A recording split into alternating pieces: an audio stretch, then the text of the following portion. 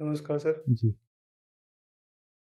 Sir, मेरी जिज्ञासा है कि किसी वस्तु की या सूक्ष्म वस्तु हो या स्थूल चीज़ हो, किसी वस्तु की कामना है या ज़रूरत है, इसमें विवेक बुद्धि द्वारा कैसे हम अंतर स्पष्ट करें? और कामना सिर्फ़ किसी चीज़ को पाने की ही होती है या कुछ छोड़ने की भी कामना होती है? नहीं, कामना तो पाने छोड़ने दोनों की ही होती है। वास्तव में छोड़ने की कामना के बिना पाने की कामना हो नहीं सकती। कुछ छोड़ने के लिए ही कुछ पाया जाता है।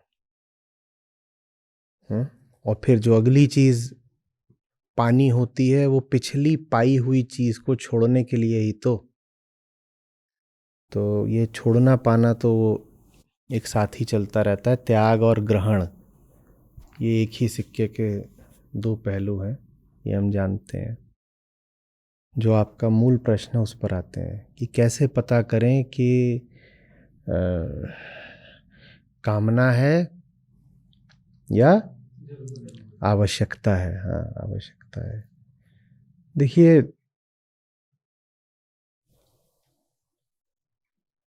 आवश्यकता आत्मा को किसी चीज की होती नहीं। ठीक है। शरीर की आवश्यकताएं होती हैं। संसार से लेना देना अगर शरीर की खातिर हो रहा है तो ठीक है। ठीक इसलिए है क्योंकि शरीर की आवश्यकताओं के साथ दो बातें हैं, वो सीमित होती हैं और सावधिक होती हैं। अनंत भोग शरीर कर नहीं सकता और अनंत समय तक भी शरीर भोग कर नहीं सकता। एक एक अवधि में शरीर का भोग उठता है, समाप्त भी हो जाता है और एक सीमा में वो रुक भी जाता है। मन मन की मांग असीमित होती है और किसी समय में रुकती भी नहीं है। शरीर के लिए संसार से जो संबंध बनाया जाए वो ठीक है, वो आवश्यक है, वो आपने बनाया भी नहीं। आप सो भी जाओ तो भी शरीर संसार से अपनी आवश्यकता की पूर्ति करता ही रहता है, सांस के माध्यम से। मन सोया हुआ है लेकिन शरीर एक सांसारिक द्रव्य का भोग तो कर रहा है ना, हवा का। तो वो एक बात है। और उससे बिल्कुल अलग बात है जब मन को तृप्ति देने के लिए संसार का इस्तेमाल किया जाता है। जब मन को तृप्ति देने के लिए संसार का इस्तेमाल करोगे तो पाओगे मन की मांग अनंत हो गई है और अनंत भोग करके भी वो तृप्ति मिल नहीं रही है। शरीर ने मांगा खाना, शरीर कभी अनंत खाना नहीं मांग सकता। और शरीर खाना दिन में 2 ही बार मांगेगा, 100 बार नहीं मांग सकता। सीमित और सावधिक।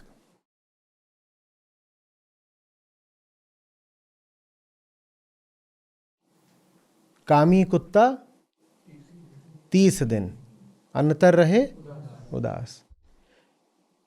शरीर में जो काम वासना भी प्रकृति ने डाली है वो भी सावधिक होती है। सावधिक माने एक अवधि में।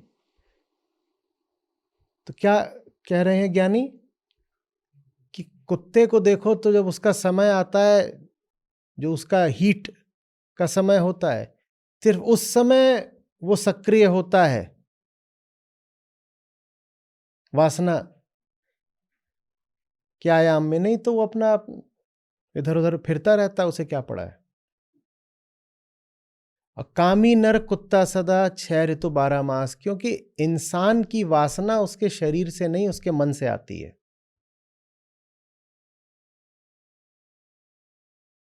जानवर की वासना उसके शरीर से आती है। इंसान की वासना उसके मन से आती है।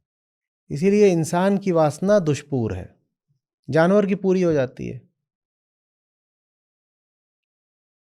आप दुनिया से जो चाह रहे हो, अगर इसलिए चाह रहे हो कि उससे आपका मन भर जाएगा, तो आप जो भी चाह रहे हो वो चाहना न सिर्फ व्यर्थ है बल्कि खतरनाक है। मन दुनिया की किसी चीज से भरने वाला नहीं है। तो दुनिया की किसी चीज से क्या रिश्ता ही नहीं रखें? नहीं, रिश्ता रखना होता है। दुनिया की चीजों से रिश्ता रखना होता है उन्हीं चीजों के इस्तेमाल से जीवन को मुक्त बनाने के लिए, अपने जीवन को भी मुक्त बनाने के लिए और दूसरों के जीवन को भी। मुक्त का क्या मतलब होता है?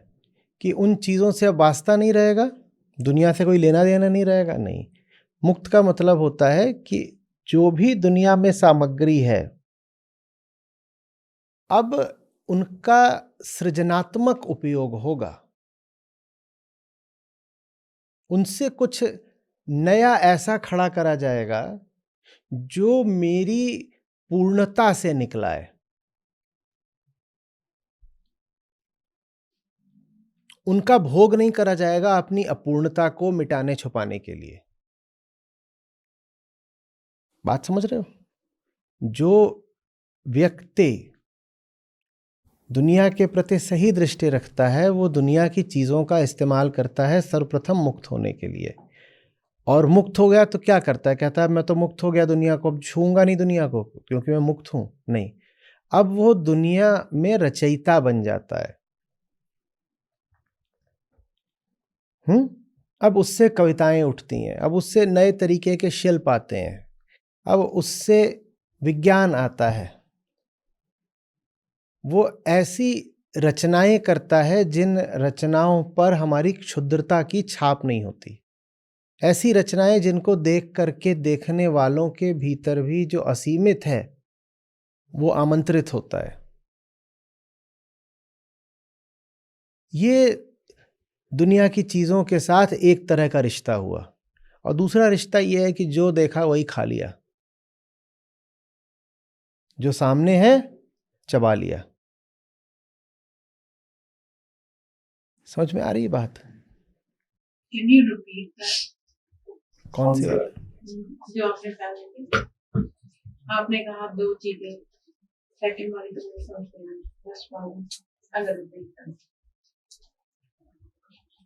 शुरुआत आम आदमी से करते हैं। हम दुनिया की ओर देखते हैं किस लिए? इसलिए थोड़ी ही कि हमारी हालत बदल जाए। हम अपनी हालत को बदलना नहीं चाहते, हम अपनी हालत के अनुसार काम करना चाहते हैं। आप जिस चीज के अनुसार काम कर रहे हो वो चीज कभी बदलेगी क्या? हमारी हालत है कामना की, तो हम कामना के अनुसार काम करना चाहते हैं। हम अपनी कामग्रस्त हालत को नहीं बदलना चाहते। देखिए, आप जिस हालत के अनुसार काम करोगे, आप कितना भी काम कर लो वो हालत नहीं बदलेगी। बात समझ रहे हो? ये ऐसी सी बात है कि मैं ये शर्ट पहन के काम कर रहा हूं, मैं कितना भी काम कर लूं काम हो जाएगा, उससे शर्ट थोड़ी बदल जाएगी। ठीक है? हम अपनी हालत के अनुसार काम करते हैं। जिस हालत के अनुसार काम करते हैं उसे आपका सेंटर बोलते हैं, आपका केंद्र। तो हम किसी केंद्र से काम करते हैं। उस केंद्र से आप कितना भी काम कर लो केंद्र नहीं बदलता। ये आम आदमी की हालत है। दूसरा यह है कि दुनिया की ओर इसलिए नहीं देखना कि मैं जैसा भीतर से हूं यथावत बना रहा हूं, स्टेटस को बना रहे। मैं दुनिया की ओर देख रहा हूं, ये सब चीजें हैं, इन चीजों का इस्तेमाल करूंगा। दुनिया में चीजें ही तो हैं, सब चीजें ही चीजें हैं। ये इनका इस्तेमाल करूंगा, ये हालत बदल जाए, भीतर से बदल जाए। ऐसी सी बात है कि जैसे मान लीजिए आप कैद में हैं, ठीक है? तो एक तरीका तो यह है कि कैद की हालत तो बदलने से रही, वहां तो घुटने टेक दिए हैं। अब मैं देखता हूं इधर उधर चीजें पड़ी हुई हैं जेल में, थोड़ा बाहर निकलता हूं खाना खाने, परेड करने, कुछ करने, वहां कुछ चीजें मिल गई, वो मैं अपनी कोठरी में ले आता हूँ। कोठरी में किस लिए ले आता हूँ? किसी चीज़ का मैं तकिया बना लूँगा, किसी चीज़ से मैं अपनी कोठरी की दीवार पर कुछ खाका खींच दूंगा, कुछ वहाँ पर चित्रकला, कुछ ऐसा, ठीक है। कुछ ले आया तो मैंने वहाँ से अपनी सलाखें रंग दी, थोड़ा सा कहीं रंग मिल गया था पड़ा हुआ तो उठा लाया और मैं अपनी सलाखें रंग रहा हूँ, अच्छा हो गया अब। तो एक ये है, यहाँ मैं अपनी हालत बदल नहीं रहा, मैं अपनी हालत के अनुसार काम कर रहा हूँ। मैं कैदी हूँ तो मुझे कहाँ रहना है? तो मैं जेल में रहने के अनुसार काम कर रहा हूँ।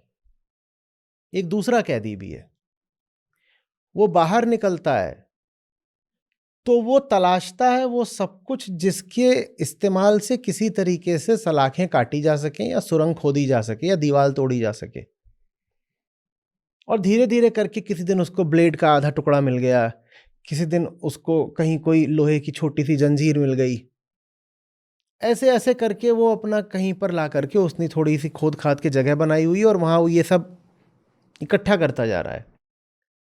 इकट्ठा तो ये भी कर रहा है और इकट्ठा तो वो भी कर रहा था, पर दोनों की नीयत में बहुत अंतर है ना। पहला इकट्ठा कर रहा है अपनी स्थिति के अनुसार, उसका जो आंतरिक स्टेटस को है वो कभी बदल नहीं सकता। दूसरा व्यक्ति भी इकट्ठा कर रहा है, रिश्ता तो इसने भी दुनिया से रखा है। ये इकट्ठा कर रहा है अपनी जो मूल स्थिति है उसी को बदल देने के लिए। और बहुत संभव है कि एक दिन ये इसने जो सब माल इकट्ठा करा है उसी का वो कुछ जुगाड़ करके या तो सुरंग खोद दे या कुछ और जो भी वो कर सकता हो, ताला तक काट दे, कुछ करके ये एक दिन फरार हो जाएगा। तो जो जिज्ञासु होता है, आपने कहा मैं जिज्ञासा कर रहा हूं, जो वास्तविक जिज्ञासु होता है वो जिज्ञासा इस दृष्टि से करता है कि कैसे मुक्ति मिले। वो जिज्ञासा इस दृष्टि से नहीं करता है कि और कैसे मैं जैसा हूं वैसे ही बने बने थोड़ा और खा लूं, थोड़ा और मोटा हो जाऊं। तो दुनिया से रिश्ता बनाना है अपनी भीतरी हालत को बदलने के लिए, ठीक है। उसी कहानी को जब आगे बढ़ाते हो तो ये व्यक्ति जो जानता है कि आजादी की इतनी हैसियत है, अक्सर जब ये सुरंग बना के भागता है तो अकेले नहीं भागता, ये दो चार को लेके भागता है। तो इसको कहते हैं खुद भी मुक्त होना और दुनिया का भी भला करना। क्योंकि ये जान गया है ना, जब इसके भीतर एक सम्मान का भाव आ गया है मुक्ति के लिए, तो सिर्फ अपनी मुक्ति के लिए नहीं आएगा। वो कहता है जो इधर उधर बैठे हुए हैं इनसे भी जरा बात करता हूं, और इनमें से जो लोग तैयार हो गए हों, परिपक्व हो गए हों, भागने का खतरा उठाना चाहते हो, मतलब तुम भी आओ, तुम भी चलो। इसकी ऐसा क्यों करता है पूछा, इसकी कोई वजह नहीं है, इसको स्वभाव बोलते हैं। स्वभाव की कोई वजह नहीं होती, वो हमारी हस्ती में होता है। You can not be and not want to be free. अगर आप हो तो आप मुक्त होना चाहोगे, इसकी कोई वजह नहीं। आप क्यों मरना नहीं चाहते, इसकी कोई वजह नहीं है, ये स्वभाव है। मनुष्य क्या, दुनिया का कोई भी जीव बंधन में नहीं रहना चाहता। आप चिड़िया को भी डाल देते हो पिंजड़े में, वो फड़फड़ाती है, इसकी कोई वजह नहीं, ये स्वभाव है, हम हैं ऐसे। इसी को आत्मा बोलते हैं। आत्मा जो परम मुक्त है वो पिंजड़े नहीं बर्दाश्त कर सकती। दुनिया का कोई आदमी नहीं मिलेगा जिसको अच्छा लगता हो कि उसको आप झूठ बोल दें, धोखा दे दें। कोई मिलता है? यहां तक कि जानवर ही बुरा मानते हैं। घर में कुत्ता हो, आप उसको कोई नकली चीज दिखा दें, वो धोखा खा जाएगा। वो एक दो बार जब वो धोखा खा जाएगा तो फिर आपकी ओर घुर्राएगा देख के, वो भी बुरा मान जाता है कि धोखा क्यों दे रहे हो। बाजार चले जाओ, घर चले जाओ, दफ्तर, कहीं धोखा हो जाए तो बुरा लगता है ना, सबको बुरा लगता है। काला हो, गोरा हो, जवान हो, बूढ़ा हो, भारत का हो कि चीन का हो, सबको बुरा लगता है। तो ये स्वभाव की बात है कि ये, इसमें कोई कारण नहीं बता पाएंगे, हम हैं ऐसे। चेतना का स्वभाव है मुक्ति, चेतना का स्वभाव है सत्य। तो उसे नहीं अच्छा लगता कोई झूठ बोले उससे, ना उसे ये अच्छा लगता कि वो किसी जगह पर आकर के भ्रमित रह गई, धोखा खा गई। तो सत्य, मुक्ति, सरलता, ये सब हमारा स्वभाव है। अपने लिए मुक्ति स्वभाव है, पर दूसरों ही क्यों चाहते हैं? दूसरों ही क्यों चाहते हैं? क्योंकि अपने लिए चाहना बंधन है। ये जो मैं हूं, मेरा आपा, हाँ, मेरा अपना इंडिविजुअल डिस्टिंक्ट डिवाइडेड सेल्फ, यही तो बंधन होता है। तो जो मुक्ति चाहता है वो अपने आप से भी तो मुक्ति चाहता है ना। ये बहुत बड़ा बंधन है कि मैं कहूं कि मुझे जो करना है अपने लिए ही करना है। ये तो बड़ी भारी शर्त होती है ना कि जो करूंगा बस अपने लिए करूंगा। ये गुलामी की बात है। तो मुक्ति माने फ्रीडम, और फ्रीडम का मतलब होता है फ्रीडम फ्रॉम द सेल्फ। तो जो मुक्ति चाहने लगता है उसका एक लक्षण है कि वो निस्वार्थ निष्काम हो ही जाएगा, क्योंकि स्वार्थ ही तो बंधन है। जब स्वार्थ बंधन है तो मुक्ति का क्या मतलब हुआ? आप निस्वार्थ हो जाओगे ना। निस्वार्थ हो जाओगे तो आपका जो यकीन होता है इस विभाजन में कि जहां तक मेरी खाल है वो मैं हूं, और जहां आपकी खाल शुरू हो गई वहां आप हो, इस विभाजन में यकीन जरा कम होने लग जाता है ना। अपने जी से जानिए मेरे जी की बात। तो कुछ ऐसा सा आने लगता है कि भाई उधर भी वही तड़प रहा है जो इधर तड़प रहा है। फिर हाँ, और उसमें इंसान ही नहीं आते, उसमें जानवर भी आते हैं। फिर उसके लिए ये असंभव हो जाता है कि किसी जानवर का गला काट दे। वो उस जानवर की ओर देखता है, कहता है दुख मुझे भी नहीं पसंद, दुख इसको भी नहीं पसंद, बस मैं दुख उसको ये बोल के दे पाता हूं कि मैं उससे अलग हूं, अलग हूं। और ये जो अलगाव है यही तो बंधन है। तो बड़ा मुश्किल हो जाता है ये सोचना कि मैं उसको दुख दे रहा हूं तो सिर्फ उसको दुख दे रहा हूं। फिर उसका दुख अपने दुख जैसा हो जाता है। कह रहा वो उसको दुख कैसे दे सकता हूं, जब मुझे नहीं दुख पसंद है उसको कैसे दुख दे सकता हूं। समझ में आ रही बात? ये जो अपने लिए नहीं चाहिए वो दूसरे को कैसे दे सकता हूं? निर्भय निर्वैर, निर्वैर हो जाता है कैसे उसको। तो फिर दूसरों का, फिर आपको ये एक शर्त ही है, जो सचमुच अपना मित्र हो गया वो दूसरों का मित्र भी हो ही जाएगा। वहां बस एक चीज अटक जाती है कि जबरदस्ती तो किसी पे करी नहीं जा सकती। तो अब वो भले ही सुरंग बना के भाग रहा हो जेल से, पर वो ये नहीं कर सकता कि सबको बांध के कैदियों को बोले चलो रे तुम भी भगो। क्यों नहीं करेगा? क्योंकि वो भी एक तरह की जेल हो गई। फिर किसी को जबरदस्ती मुक्ति दिलाना भी तो एक तरह का बंधन हो गया ना। तो बस प्रतीक्षा कर सकता है और जाकर के या फिर परख सकता है कि ये अब यहाँ पे 500 जने हैं, इसमें से 5 ऐसे कौन से हैं जो तैयार हैं, तो उनको जाके फुसफुसा देगा, निकलो। अब आते हैं कहानी के तीसरे अध्याय पे। पहला तो वो था जो जाकर के अपने कोठरी को क्या करता था, दूसरा ये है जो कि निकला और साथ में 2-4 को लेके निकला। अभी बाहर क्या करेगा? ये निकल तो गया, अब बाहर क्या करेगा? बाहर ये वो नहीं करेगा जो ये पहले करा करता था। पहले इसने बाहर ही अपने लिए कुछ बंधन का इंतजाम करा था ना, तभी तो ये जेल पहुंचा था। अब ये कुछ बहुत अलग करेगा बाहर। अब बाहर ये अपनी मुक्ति को अभिव्यक्ति देगा। तो मुक्ति 2 काम करती है। पहला काम करती है वो आरंभ में, जब बंधन होते हैं तो बंधन को काटती है। उसका पहला काम होता है तलवार की तरह, और दूसरा काम होता है उसका बांसुरी की तरह। पहला काम होता है तलवार की तरह बंधन को काटना, और दूसरा काम होता है संगीत की तरह स्वयं को अभिव्यक्ति देना। तो संतों ने ये दोनों ही काम करे हैं। उनके हाथ में एक तरफ आप क्या पाते हो, तलवार, और दूसरी तरफ आप क्या पाते हो, गीत, भजन। कितनी अजीब बात है। जिन्होंने हमें दुनिया के सबसे मीठे गीत दिए हैं, जिनको हम इतनी बार गाते रहते, कोई धार्मिक स्थल है जहां पे संगीत ना हो, उन्हीं के हाथ में हमने बहुत बार क्या पाया है, तलवार भी पाई। ये एक ही समय पर नहीं होता है, ये एक के बाद एक है। ये मामला चरणबद्ध है, सीक्वेंशियल है। तलवार किस लिए चाहिए? वो जहां जेल में डाल दिया वो काटनी भी तो पड़ेगी ना बाबा। लेकिन अब जेल कट गई, बाहर आ गए, अब क्या करोगे? अब गीत गाओगे, अब अपनी मुक्ति को अभिव्यक्ति दोगे। वो मैं उसको बोल रहा था कि नई तरीके की कविता खड़ी करोगे, नए तरह का शिल्प खड़ा करोगे, दुनिया में नई रचनाएं करोगे, शिक्षाएं दोगे, जो भी हो सकता है। वो तो मौज की बात है, आपको जो करना करो, समझ में? नए आविष्कार करोगे, पता नहीं क्या करोगे, कौन जाने क्या करोगे, जो भी करोगे लेकिन बहुत सुंदर करोगे, बहुत प्यारा करोगे। तो ये है। कुछ कह रहे?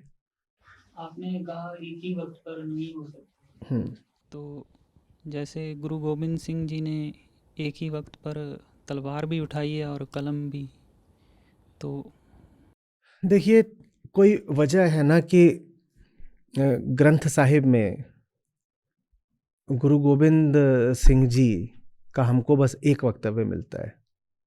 उनका अलग ग्रंथ है। हाँ, वो अलग है ना, अलग है ना। ये एक के बाद एक होता है, और ये बहुत बड़े बलिदान की बात होती है। वो कहते हैं कि मैं तुम्हारी आजादी के लिए लड़ रहा हूं, और दो जो मुक्त हो गए वो एक हो जाते हैं।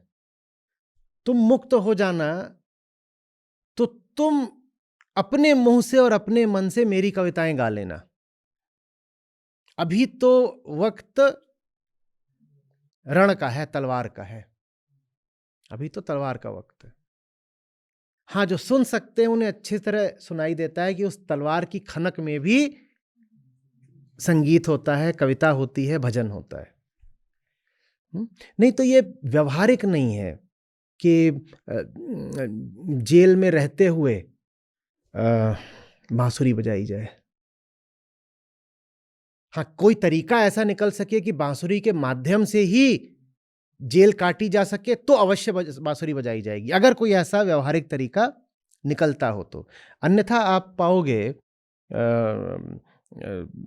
दुनिया भर में जो आप्त पुरुष हैं, उनके व्यक्तित्वों में, उनकी कहानियों में, कि आमतौर पर ये चीजें चरणबद्ध हुई हैं, सीक्वेंशियल हुई हैं, कि मुक्ति के बाद या मुक्ति के फलस्वरूप वो ऐसे संसार की रचना कर पाए हैं जिसमें संगीत संभव हो पाया है। समझ में आ रही बात?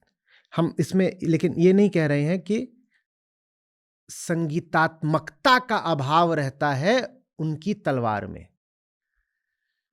तलवार में भी संगीत हो सकता है अगर किसी के पास सुनने वाले कान हो तो। कृपान और तलवार में क्या अंतर है? कुछ नहीं, एक ही बात है, एक ही बात है। जिस अर्थ में हम बात कर रहे हैं वो बिल्कुल एक ही बात है, कोई अंतर नहीं है। और संत सिपाही का क्या? वही जिसकी अभी बात कर रहे हैं, वही बात कर रहे हैं। देखिए, जब युग बंधनों का हो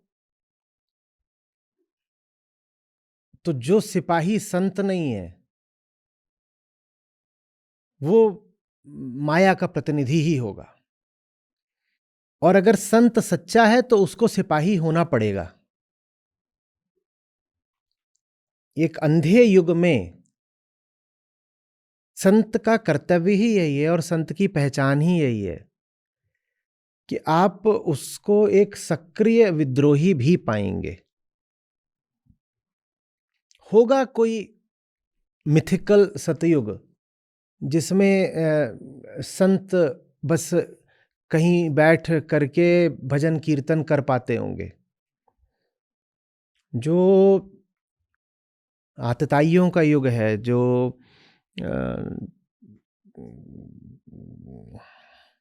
अंधी कामना का युग है, उसमें तो संत को सक्रिय सिपाही भी होना पड़ता है।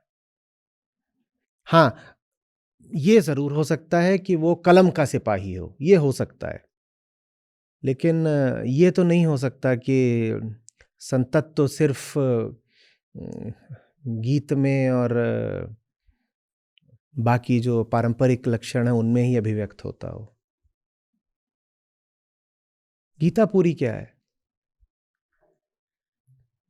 आप क्या बोलेंगे? कृष्ण क्या है यहाँ पर?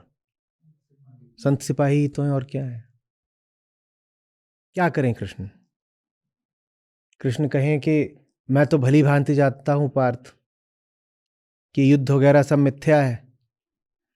जब अहंकार ही मिथ्या है तो युद्ध का क्या अर्थ बचता है? तो चलो पार्थ चलते हैं। ऐसा नहीं है। बढ़िया ऊंची ऊंची से ऊंची बात गीता है, लेकिन साथ ही साथ वहां पर जो जिससे संघर्ष किया जाना चाहिए संघर्ष भी किया जा रहा है, खून भी बह रहा है, और परिणाम का कोई भरोसा नहीं है। सेना भी उधर ही ज्यादा बड़ी है।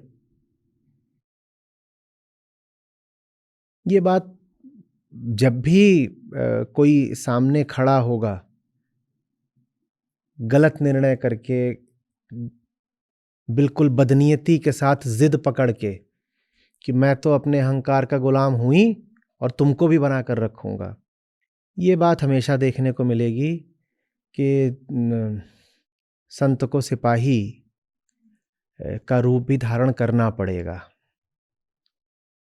वो होगा। हम अभी जब बात कर रहे थे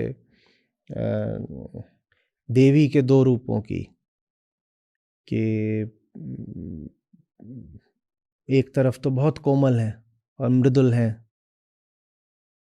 और दूसरी तरफ उनका रूप है चंडिका का। चंड को मारा था राक्षस, इसलिए चंडिका कहलाती हैं। दुर्गम करके एक असुर था, उसको मारा तो दुर्गा कहलाती हैं। तो दूसरा रूप ही वो है जिसमें नाम ही मारने से जुड़ा हुआ है, काल से काली। तो ये दोनों चीजें साथ चलेंगी हमेशा, बिल्कुल चलेंगी। जिसमें मुक्ति के लिए जितना प्रेम होगा उसी में तो आप पाओगे ना कि बंधनों के खिलाफ उतनी ही प्रबल ललकार भी होगी। तो प्रेमी संत एक ललकारी विद्रोही न बने, ऐसा कैसे हो पाएगा? होना पड़ेगा ना। और आप किसी संत में पाओ कि ललकार नहीं है, गर्मी नहीं है, विद्रोह नहीं है, तो फिर वहां पता नहीं क्या है। हाँ, विद्रोह हमेशा एक तरह का नहीं होता। आवश्यक नहीं है कि विद्रोह हमेशा तलवार में ही अभिव्यक्त हो। वो तो युग की बात होती है कि किस रूप में अभिव्यक्त होगा, तो उसके तरीके अलग हो सकते हैं, पर विद्रोह तो होता है। जी आचार्य जी, मिल गया समाधान।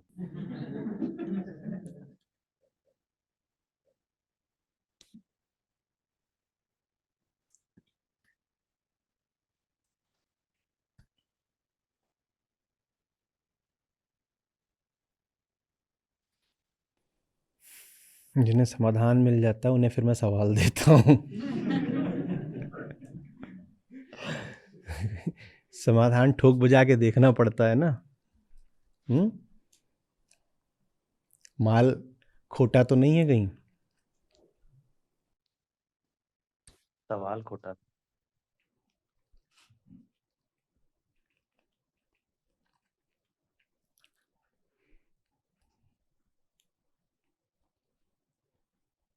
देखते हैं, अच्छा है। बताइए। नमन आचार्य जी, आपने संत सिपाही का उल्लेख किया। संत इस प्रकार की वो अपने मुक्ति के लिए संघर्ष कर रहा है, और सिपाही इसलिए कि वो जगत के कल्याण के लिए भी संघर्षरत है। आपने अप्रैल महीने में जो भक्ति या प्रेम पर कार्यालय हुआ था, उसमें नारद भक्ति सूत्र के 47वें सूत्र में आपने कहा था कि यह सूत्र संस्था का मोटो बनने लायक है। वह सूत्र इस प्रकार था: सतरति सतरति सतरति लोकांश तारयति, खुद तरूंगा खुद तरूंगा खुद तरूंगा लोक को। वह तरता है, वह तरता है, वह सबको उतार देता है। ये अर्थ। अब यहाँ पर भी संस्था में भी इतने सारे लोग कार्यरत हैं। हम लोग भी 2 फ्रंटियर्स पे युद्ध कर रहे हैं, एक है स्तरति और एक है लोकान स्तरति। लेकिन आपने समझा है कि ये दोनों है वो सीक्वेंशियल होंगे। अ, तो क्या ऐसा भी हो सकता है कि किसी व्यक्ति के लिए सीक्वेंशियल से ये आशय नहीं है कि एक पूरा हो जाएगा तभी दूसरा होगा। सीक्वेंशियल इस तरह से, उसको सीक्वेंशियल बोल दिया, उसको तुम समझ लो टेंडम ऐसे।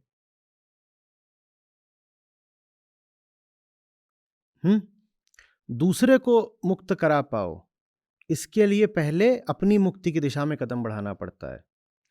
लेकिन अपनी मुक्ति इससे आगे नहीं बढ़ पाएगी जब तक दूसरे को मुक्त नहीं करोगे। जैसे चलते हैं हम, एक पांव चलेगा तो चल तो लेगा, पर इससे आगे नहीं पहुंच पाएगा। इससे आगे इस पांव को जाना है तो दूसरे पांव को आगे जाना पड़ेगा। अपनी मुक्ति भी अगर चाहिए तो दूसरे की मुक्ति करानी पड़ेगी। लेकिन भाई ये जो कुछ है उसमें सबसे पहले तो मैं ही आता हूं ना, तो शुरुआत स्वयं से करनी पड़ती है। इस अर्थ में मैंने कहा कि वे चरणबद्ध हैं, सीक्वेंशियल हैं। मैंने ये नहीं कहा कि जब अपनी मुक्ति संपूर्ण हो जाती है उसके बाद दूसरे की मुक्ति का कार्यक्रम शुरू होता है, नहीं। मैंने कहा शुरुआत अपनी मुक्ति से होती है, शुरुआत। इस अर्थ में कहा कि वे सीक्वेंशियल है। इसका अर्थ हुआ कि जो ट्रिगर है, जो फर्स्ट पहला ट्रिगर है वो तो क्योंकि दुख तो अपना ही झेलोगे ना। दूसरे का दुख भी अगर तुम्हें अनुभव हो रहा है तो तुम्हारा ही दुख तो बन के अनुभव होगा। तो शुरुआत तो अपने से ही होगी हमेशा। इस सूत्र में भी, भक्ति सूत्र में भी पहले खुद को तारने की बात वहां भी 3 बार। सीक्वेंशियल है। हाँ, उसके बाद लोक। ये आप कभी भी नहीं पढ़ोगे कि पहले लोक कल्याण आता है और फिर अपनी मुक्ति आती है, नहीं। शुरुआत तो स्वयं से होती है, और जब स्वयं से शुरुआत होती है तो जगत के प्रति करुणा जागृत होती है। फिर जगत के लिए करते हो, जगत के लिए जितना करते हो पाते हो, स्वयं भी उतने मुक्त होते जा रहे हो। ऐसे चलता है, साथ साथ चलते हैं, पर शुरुआत स्वयं से होती है। इस अर्थ में मैंने सीक्वेंशियल बोला था। दूसरों में आप क्लियर कर देंगे कि वो जो आदमी हैं दूसरे या पेड़ सब सब सब जीव मात्र, चेतना मात्र, सब सबके लिए। लेकिन चेतना सबसे प्रगाढ़ अभिव्यक्ति पाती है मनुष्य में। तो ये बड़ा मुश्किल सा है कि मनुष्य के लिए अभी आपके पास उदासीनता हो या हिंसा ही हो, और आप कहें कि आप वनों के मित्र हो गए। हो सकता है, पर संभावना बहुत कम है, और होगा भी तो मतलब वो मामला शायद कुछ पाखंड जैसा होगा। करुणा जब आएगी तो सर्वप्रथम तो उसी के लिए आएगी जिसमें सबसे ज्यादा दुख झेलने का दुर्भाग्यपूर्ण सामर्थ्य है, और दुख सबसे ज्यादा झेलने की क्षमता ही मनुष्य में होती है। दुख का अनुभव कभी भी पेड़ पौधे और पशु उतना नहीं कर सकते जितना मनुष्य कर सकता है। तो करुणा आएगी तो पहले मनुष्य के लिए आती है, और जैसे जैसे करुणा गहराती है आप पाते हो फिर कि पौधों के लिए भी आ गई, सबके लिए आ गई। फिर तो आप आगे जाओगे तो सैद्धांतिक बात यहाँ तक जाती है कि जिस मिट्टी से वो पौधा पैदा होता है, संतों का यहाँ तक उल्लेख आता है कि वो कहते हैं कि इसको भी बड़ा सम्मान दिया करो, मिट्टी को प्रणाम कर लेते हैं। आप जैनों के पास जाएंगे, वो घास पे चलना पसंद नहीं करते, कहते घास है, इसका बेचारे का भी काहे को नुकसान हो। वहां मुनियों के पास जाएंगे, मुंह पे कपड़ा बांध लेते हैं, कहते जरा जरा से जंतु हैं, भीतर जाएंगे तो मर जाएंगे। अब ये सब करुणा के बढ़ने की बात है। ये सब तब होता है जब पहले वो कहते हैं कि साहब मांस तो नहीं खाना और ये सब नहीं करना।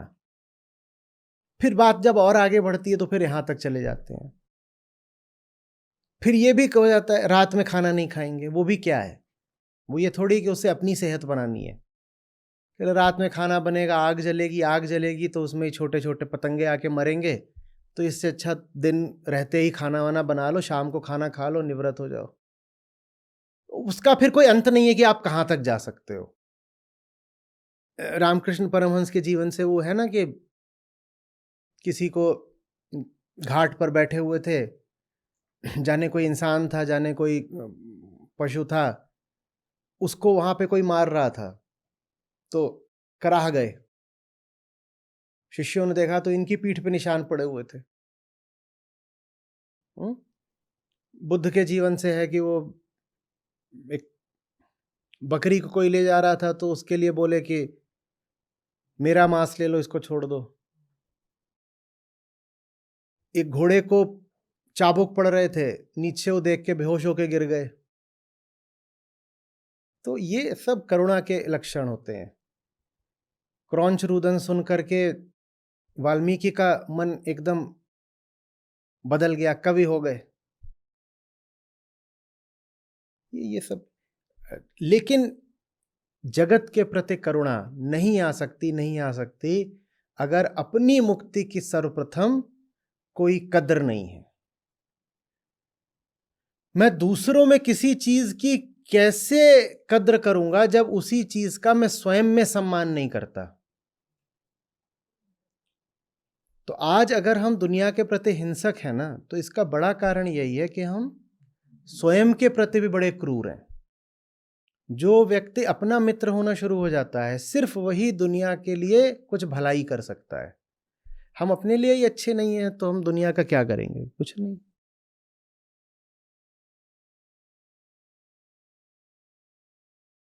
इससे संबंधित और भी बहुत कथाएं हैं जहां पे करुणा की बिल्कुल अति दर्शाई गई है, ऐसी कि आज हम पढ़ें तो हमें अव्यवहारिक लगे। आप लोग ऐसी कथाएं खोजिएगा और उसको आज पोस्ट करिएगा। 2 अतियां हमको देखने को मिलती हैं। एक अति देखने को मिलती है वीरता की और एक अति देखने को मिलती है करुणा की। दोनों अतियां एक हैं। बस ये है कि दोनों हमेशा एक साथ देखने को मिल जाए हमारी आंखों को, ये जरूरी नहीं है, लेकिन हैं दोनों एक ही। ये ऐसी सी बात है कि जैसे ये आंख हमारी कभी सिक्के के दोनों पहलू एक साथ नहीं देख सकती। आप सिक्के का जब भी एक चेहरा देखते हो तो दूसरा तो नहीं दिखाई दे सकता फिर, लेकिन हैं तो दोनों एक ही। वैसे ही वो जो वीरता की अति हमें दिखाई जाती है और जो करुणा की अति, ये एक है। वीरता की अति का मतलब होता है अपने लिए कुछ नहीं चाहिए, अहंकार को बचाने जैसा अब कोई प्रयोजन रहा नहीं। यही तो वीरता है। कायरता क्या है? घुटने टेक दूंगा खुद को बचाने के लिए। खुद को घुटने टेकने का और कोई आपके पास कारण होता ही नहीं है। जिसे खुद को नहीं बचाना, बताओ वो घुटने क्यों टेके? मेरे पास कुछ है नहीं बचाने को, मैं समर्पण क्यों करूंगा किसी के सामने? तो वीरता की अति कहां से आती है? मैं नहीं हूं, मैं नहीं हूं, मुझे खुद को बचाना ही नहीं क्योंकि मैं हूं नहीं। वीरता की अति।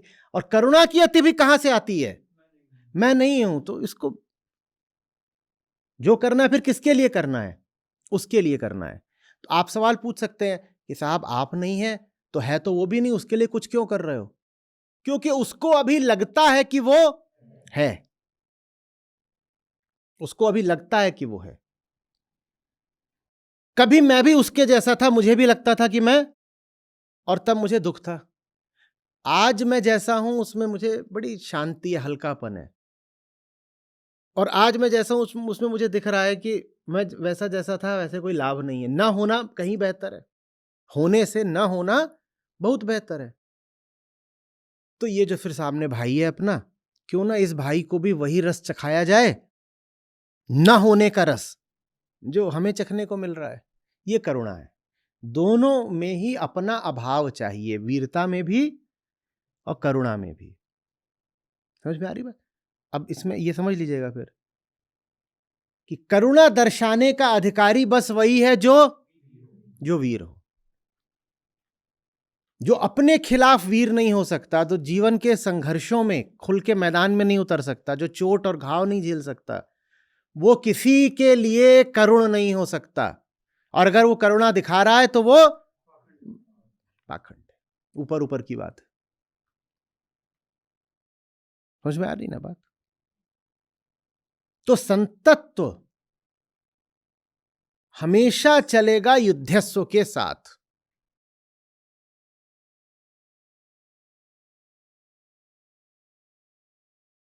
करुणा हमेशा चलेगी वीरता के साथ।